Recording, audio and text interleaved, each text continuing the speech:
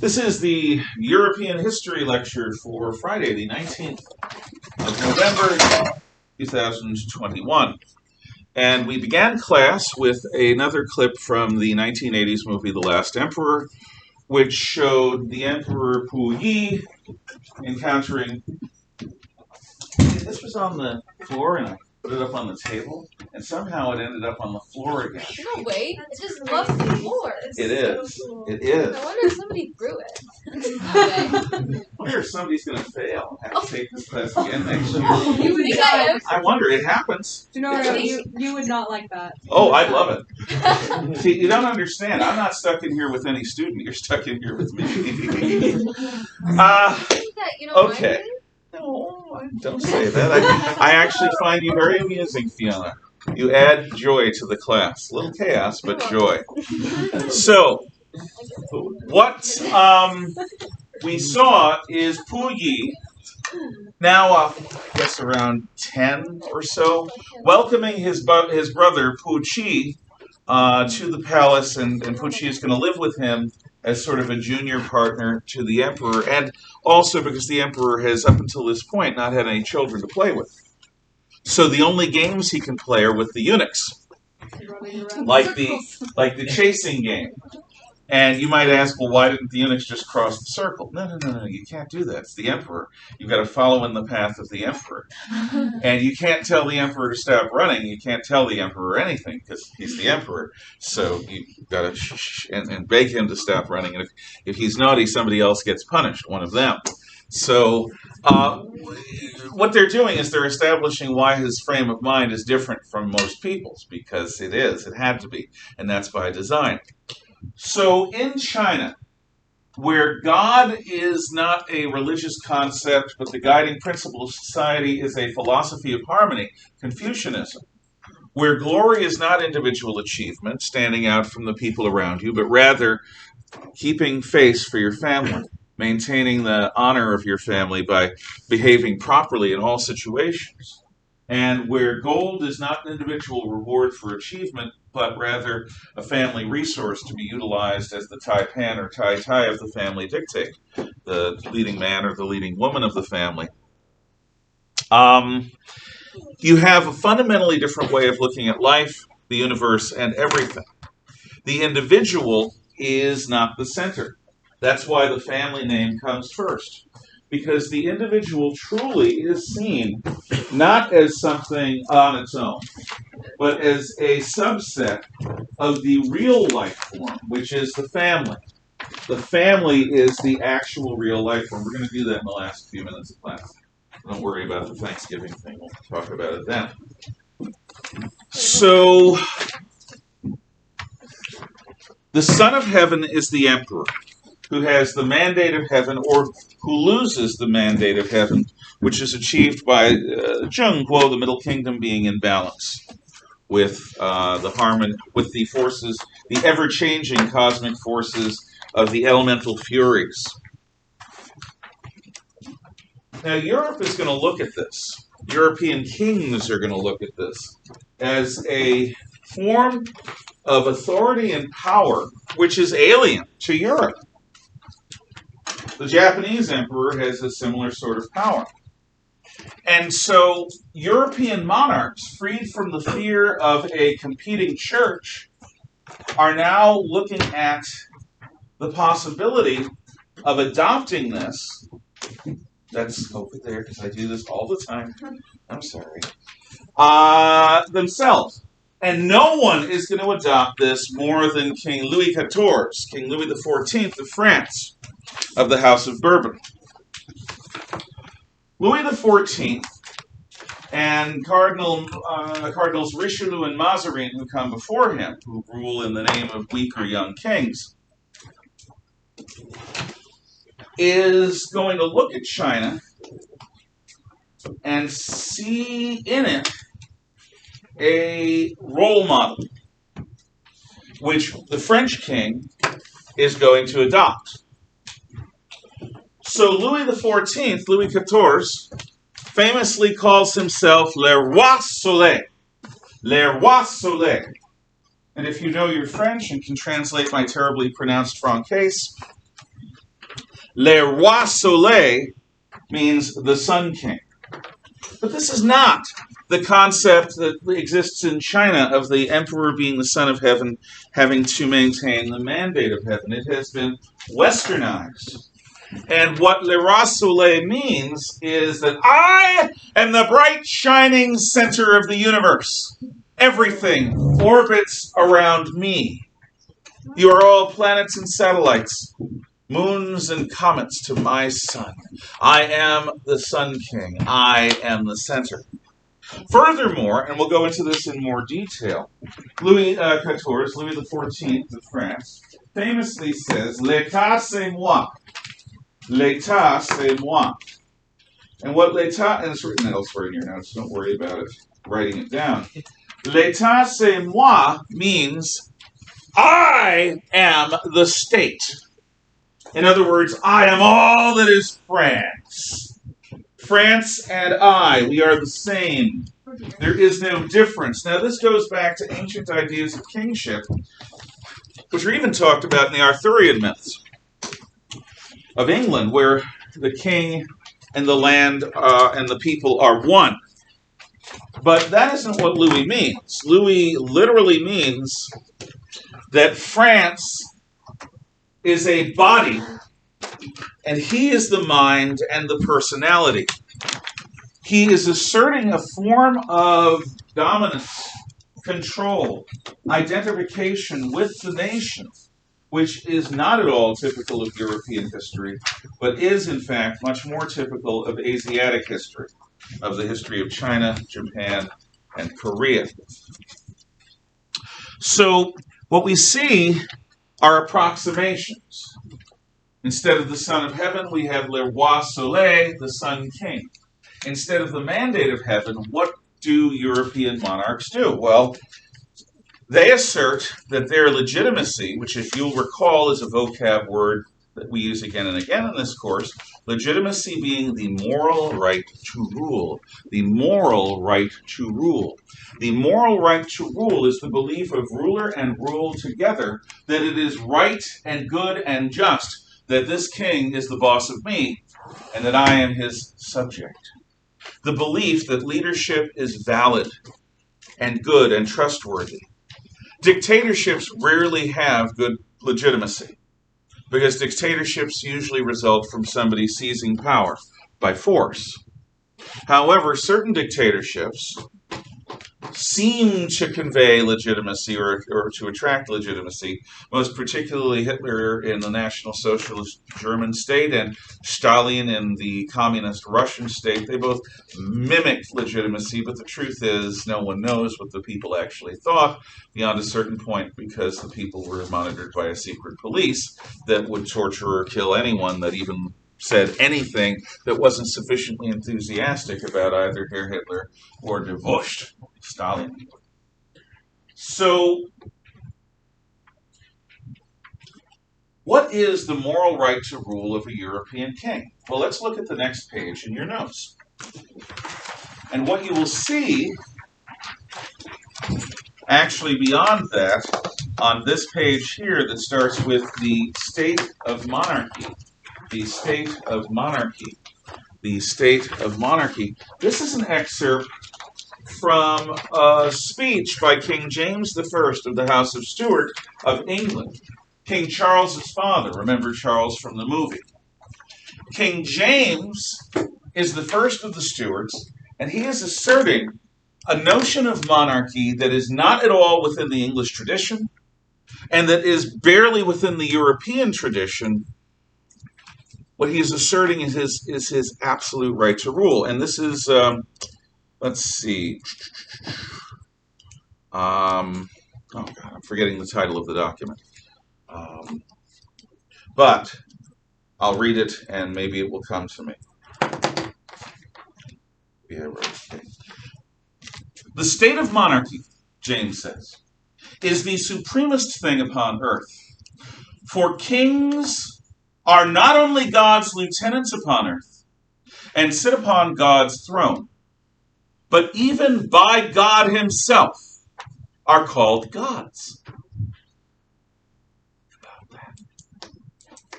Think about the assertion that he just made, that in a monotheistic belief system, that the Lord God Almighty would call the King of England a small g God. He goes on. There be three principles, similitudes, that illustrate the state of monarchy. One taken out of the Word of God, and the two other out of the grounds of policy and philosophy. In the Scriptures, and show her where we are, if you would, please, when she sits down. In the Scriptures, kings are called gods, and so their power, after a certain relation, compared to the divine power. Kings are also compared to fathers of families, for a king is truly parens patriae, the politique father of his people. And lastly, kings are compared to the head of this microcosm of the body of man, the head being where the brain is, where the mind resides. Okay. On the laws of true monarchies, that is close to what the title of this is. King James I, writing on the laws and characteristics of true monarchy. We begin paragraph 2. James asserts that kings are justly called gods, for that they exercise a manner or resemblance of divine power upon earth. For, if you will, consider the attributes to God. You shall see how they agree in the person of a king. God hath power to create or destroy, to make or unmake at his pleasure, to give life or send death, to judge all and to be judged nor accountable to none, to raise low things and to make high things low at his pleasure. And to God are both souls and body due. And the like power have kings. They make and unmake their subjects. They have power of raising and casting down, of life and death. Judges over all their subjects, and in all causes, and yet accountable to none but God only. So here he is talking about the power that kings have of life and death over their people, to create or destroy. Royal policy might bless a province or a region with royal largesse, with treasure, with money, with attention, with projects. Or the king can punish a district by increasing their taxes or decreasing any aid sent by the royal government, by allowing the local warlord to rule without any restraint. The king can make laws that starve people to death, or make laws that allow people to develop bellies that are not mere figments of famine. The king is like unto God, James is asserting. Paragraph 3. I conclude then this point, touching the power of kings, with this axiom of divinity. An axiom, remember, is a generalized truth.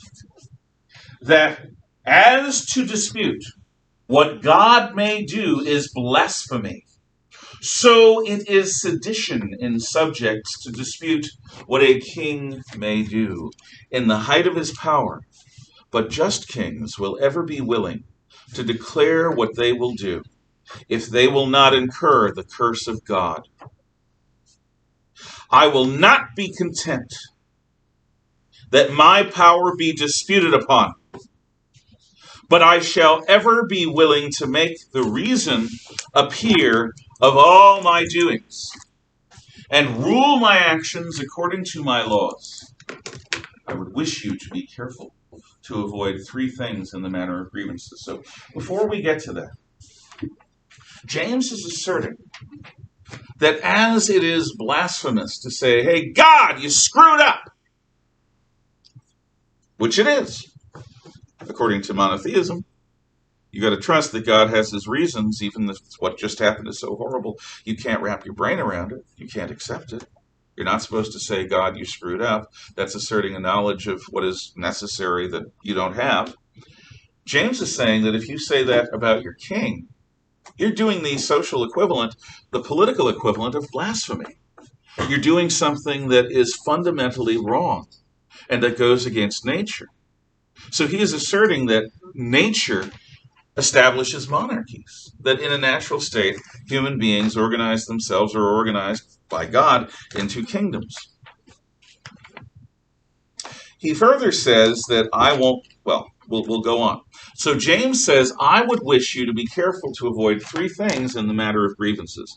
First, that you do not meddle with the main points of government. That is my craft. To meddle with that were to lessen me. I must not be taught my office. You, who are my subjects, have no right to interfere with my free exercise of government power. You have no right to offer opinions unless I ask. You have no right to have a reaction that is not something that I instruct you to have. You have no right to sit in judgment over my policy. Were Biden the king, under these laws, no American would question his policies which brought us out of Afghanistan so precipitously or have brought inflation or a supply chain crisis to this country. We would assume that Biden, just like God, knew what he was doing. Luckily, we are not in a monarchy, and some of us are quite critical. But the king is saying he must not be taught his office by people who are not kings. In other words, nobody can judge him. Secondly, the king says, I would not have you meddle with such ancient rights of mine as I have received from my predecessors. All novelties, that's all new policies, are dangerous as well in a politique as in a natural body. And therefore, I would be loath to be quarreled in my ancient rights and possessions, for that were to judge me unworthy of that which my predecessors had and left me. Okay. Cancer is life unchecked in a body. It is the explosion of living cells with no restraint and no consideration for the rest of the living body. Cancer doesn't kill by killing cells. It kills by growing cells out of control, with the result being that the body dies because the cancerous tumors end up stealing too much vitality, and they end up blocking the living processes. And in one way or another, you're going to die if cancer is allowed to spread. New ideas about politics, such as giving the parliament more power, such as reducing the king's authority, James is saying is like cancer in a body. You can't have new ideas because new ideas, like a cancer, will grow in an uncontrolled fashion and they could kill the body. Also, you're insulting the current king by saying that he's not worthy to have what his ancestors were given. In other words, no progress. None. And lastly, he writes, I pray you beware to exhibit for grievances anything that is established by settled law, and whereunto you know I will never give a plausible answer. For it is an undutiful part in subjects to press their king, wherein they know beforehand that he will refuse them. What he's saying there is, in a rather archaic fashion, don't ask me for things you know I'm not going to want you to say. Ask for it. Don't ask me for things you know I'm not going to want to give you. Don't ask me for things that my ancestors would not have given you. Do not presume that I'm a sucker that is going to go along with your new ideas about this, that, or the other thing. Don't even ask. So what somebody is left with as they walk away from the real laws of true monarchy or something like that, when walking away from James's assertion of absolute authority, is that one must be submissive in thought, word, and deed. Reflexively submissive, so as not to insult the king. So as not to presume or poach upon his prerequisites, his perquisites, upon his authorities, traditional and personal. In other words, don't even try to engage in anything that could be called reform. I have my authority from God, and God has placed me like a little God over you. Be in proper awe and reverence. Now that's a hell of a thing for a European king to say. And there's a reason why Reformed Christians in general, and Oliver Cromwell in specific, have again and again said that Christ is the only true king. Because a human being asserting this kind of authority, this is not in harmony. The Roman Catholic Church would have slapped him down, had he done this even 100 years before. But the Roman Catholic Church no longer reigned in England. It was the Church of England, headed by who? The king. So there was nobody to hold him back. This all proceeds from a concept called the divine right of kings, which, if you know logic, is sort of a self-fulfilling prophecy. I think that may be called a tautology, but honestly, I never memorized the definition of tautology. Do any of you know? Tautology? Tautology. Yes? No? Maybe? No. Yes? We're on that side now. Yes? I've been waiting to be on that side for so long. Yes, I decided to give you a Christmas present. Thank you. So, enjoy it. There we go. Oh, yeah. I was cleaning my boards, and I thought, why not? Yay. So, we'll see how long it lasts. I make no promises, but we'll try it for a while. Provisional, yeah. No, I'm not going to do that. I'll keep it up at least until Christmas. Yay. Here's the concept of divine right of kings. And I'll say it in a very vulgar fashion. Not unseemly vulgar, just vulgar. If God did not want me to be king, he would not have made me come out of my mama, the queen. If God did not want to make me king, he would not have made me the son of my papa, the ruling king. King James. If God had wanted me to be a turnip farmer, he would have put me in the family of a turnip farmer. If God had wanted me to be a glazier, he would have put me in the family of glassblowers. If God had wanted me to be a knight, a Knigget, he would have put me in a family of Kniggets. In fact, since God made me the king, God wants me to be the king. Therefore, I have, by divine right, authority over you. This is a general concept that connects Christian kingship with Christian faith.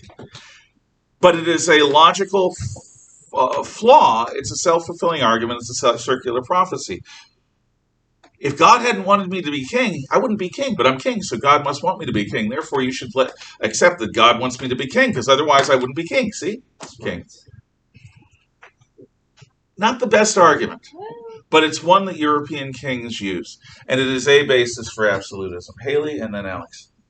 Oh yeah. What is your What do you think about this? What do I think about this? Yeah. I am not a European reactionary. I do not, therefore, crave for monarchy or papal rule. I'm a Lockean liberal. That means an American conservative today. I actually believe in the principles of our founding fathers and the Constitution. So I have no problem with England's constitutional monarchy, nor do I have problems with the countries like Holland that also retain a constitutional monarchy. But I do tend to believe that citizens in a republic are better, certainly for the United States. So no, I don't buy this argument. In fact, I think it's a deeply unchristian argument in the assertion of identity between a king and God. Yes, there are some undeniable similarities, but for a king to bluntly assert that is to, I think, engage in real religious apostasy or heresy. Just my opinion, quickly. What do you think? I think it's really dumb, but I was just wondering, is there... I'm very uneducated about the East, so is there, a king and queen in, every little country, or is it just one queen? What, where, and when? In the Europe areas. Yes. In fact, until 1918, at the end of World War I, the vast majority of European countries were ruled by kings or emperors, grand dukes, or princes. I thought there was only one. No. There were many. And it was the First World War that changed this. Many of them were empires that ruled over different nations. Yeah. Well, actually, Alexander was next. You had your hand up. So who had more of an opposition to this, like the general population or like the lords that were just under? Well, the lords had opposition because in England, the lords were part of Parliament.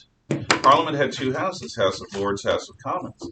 So the lords saw this assertion of royal power as an infringement on their rights to rule local areas. The cities had a problem with this because the king was going to begin micromanaging urban affairs rather than letting the cities basically run their own affairs. The church, to the extent it has any opinion, is going to have a problem with this, except if it's a tame church like the Church of England that will do whatever the king wants. But the real people that are going to ultimately have a decisive problem with this are the bourgeoisie, what Marx calls the bourgeoisie. Basically, people who are, by their own talents, made wealthy. Merchants, inventors, bankers. The people who lead most modern societies in the West are people like doctors and lawyers and so forth. Those people who have earned their power through skill and not by inheriting it are willing to work with a monarch that allows them the freedom to innovate. But if a monarch interferes with that, in fact, claims all creativity unto himself, that's going to stultify the business that these people depend upon. And that is ultimately what's going to bring the revolution in the United States, what will be the United States, and it will bring part of the revolution in France. Good question. Does that answer it? Yes. Okay. Thank you. Did other kings see other kings as legitimate? Yes, in fact, they had to.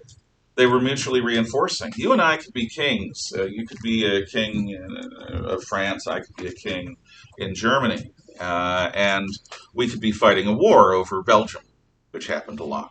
I'm not going to ever assert that you don't have royal power within your kingdom. And you're not ever going to doubt my royal authority within mine. Because our authority derives from the same notion. God made us king. We swore a coronation oath, which is a holy oath to God, and therefore, no, what we do is we fight over the middle ground. Gotcha. Okay. Now, I think what we're going to do is we're going to shift away from this to talk about the uniquely American holiday of Thanksgiving. On your handout, on the first side, you will see an excerpt from the Rush Limbaugh radio show. Now, Rush Limbaugh was a conservative radio columnist in the 1980s, 90s, early 2000s. He died just last year. And he pointed out an aspect of the history of Thanksgiving, which is something that I know, and I knew before he said it, but it isn't something that had been typically taught in American schools, because it doesn't fit the narrative. So what I'm going to do is I'm going to read this. I ask you, it's the flip side of that, Jackson, to read it along with me. And then I'll offer you opportunities to offer comments and thoughts. But since we're taking a week of vacation next week to, again, celebrate this quintessentially American holiday, it's good that you think about the history a little bit, quickly. What does quintessentially mean? Uniquely, particularly, discreetly. Specifically. Yes. Specifically? Okay, this is from Rush Limbaugh's radio show, 21st November 2007, but it also had been there earlier. I remember hearing this in the early 1990s, a variant of it. Now, Rush says, the real story of Thanksgiving. On August the 1st, 1620, the ship Mayflower set sail. It carried a total of 102 passengers, including 40 pilgrims led by William Bradford. On the journey, Bradford set up an agreement, a contract, irrespective of their religious beliefs. A contract that established just and equal laws for all members of the new community, irrespective of their religious beliefs. Where did the revolutionary ideas expressed in the Mayflower Compact come from? From the Bible. The Pilgrims were a people completely steeped in the lessons of the Old and New Testaments. They looked to the ancient Israelites for their example, and because of the biblical precedents set forth in Scripture, they never doubted that their experiment would work. But this was no pleasure cruise. This journey to the New World was a long and arduous one. And when the Pilgrims landed in New England in November, they found, according to Bradford's detailed journal, a cold, barren, desolate wilderness. There were no friends to greet them, he wrote. There were no houses to shelter them. There were no inns where they could refresh themselves. And the sacrifice they had made for freedom was just beginning.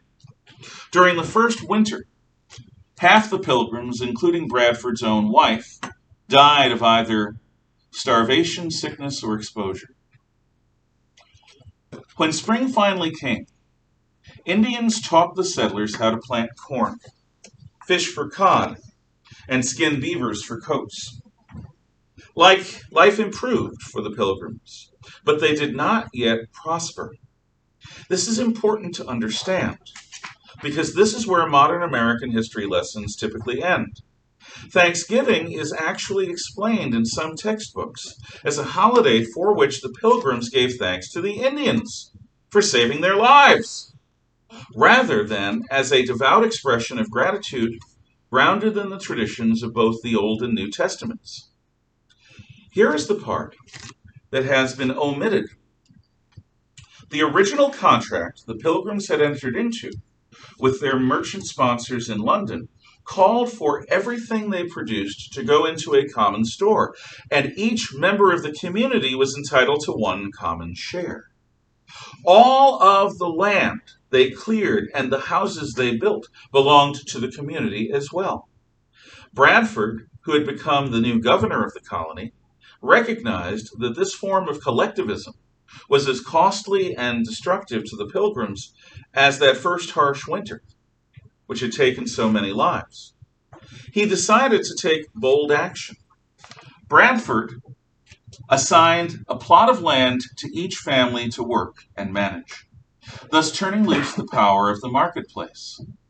Long before Karl Marx was ever born, the Pilgrims had discovered and experimented with what could only be described as socialism.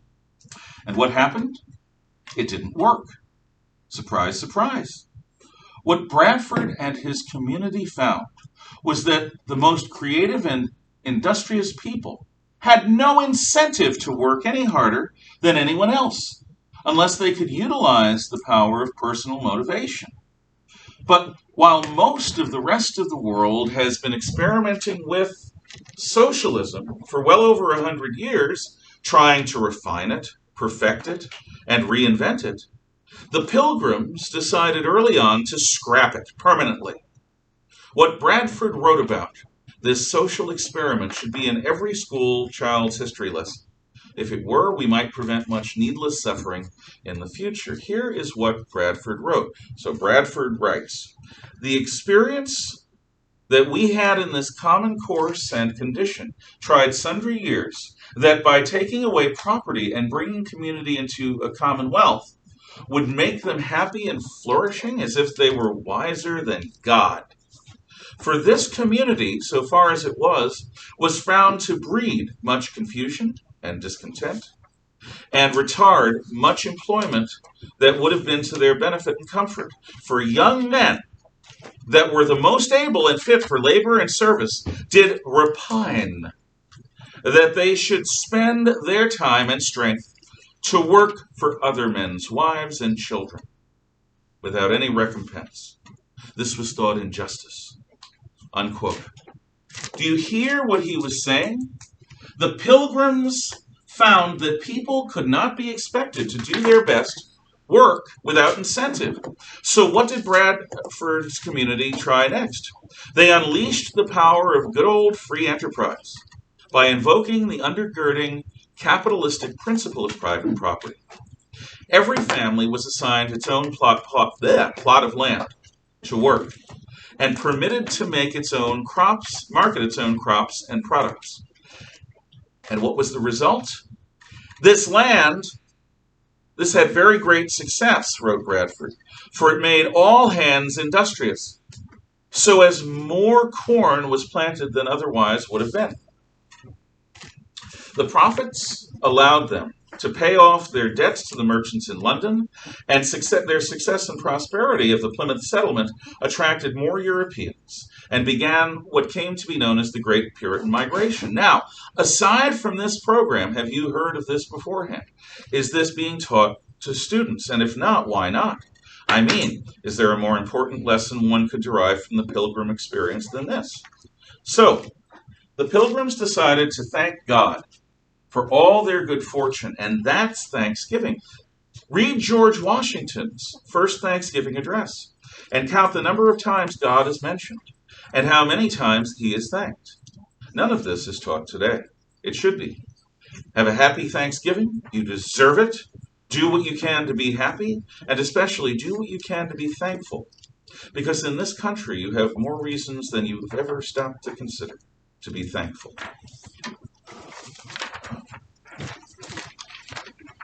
The idea that Thanksgiving is anything other than thanking God is bizarre to me. I've never understood that. It's obviously a religious-oriented holiday.